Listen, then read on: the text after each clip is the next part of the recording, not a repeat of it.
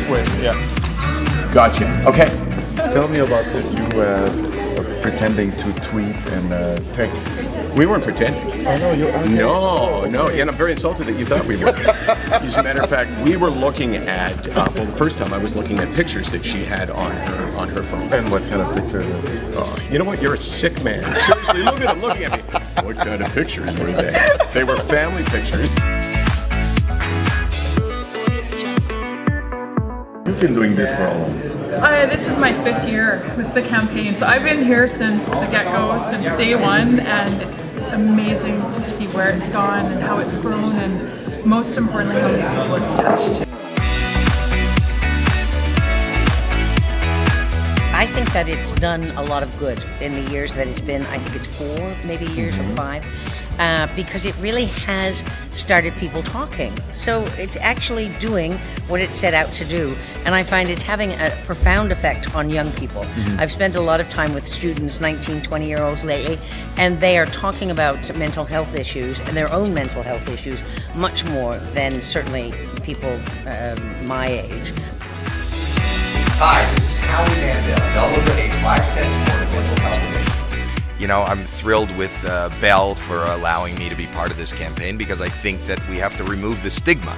So the more I talk about it, the more you talk about it, the better it is for all of us, because I don't think there is anybody alive that can get through life without needing some mental health coping skills.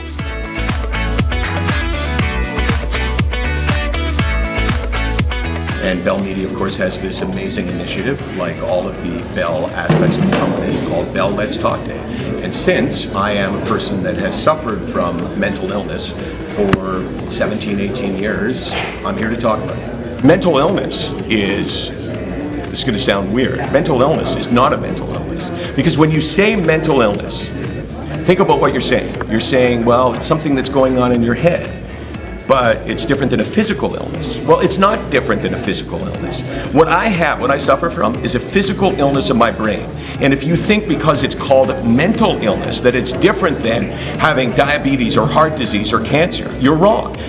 People still feel that people who suffer from addiction, even though it's been recognized as a mental illness, as an illness by the American Medical Association like 30 years ago, people still think it's a choice that people make.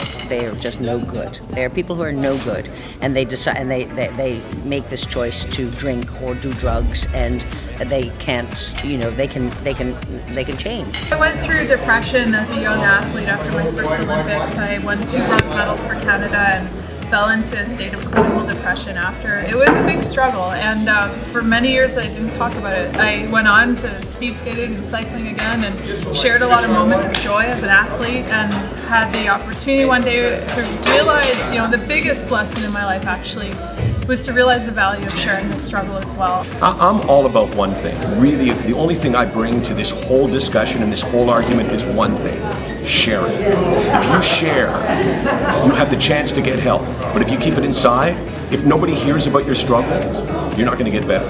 But I have no problem saying I have a mental health issue. I'm crazy.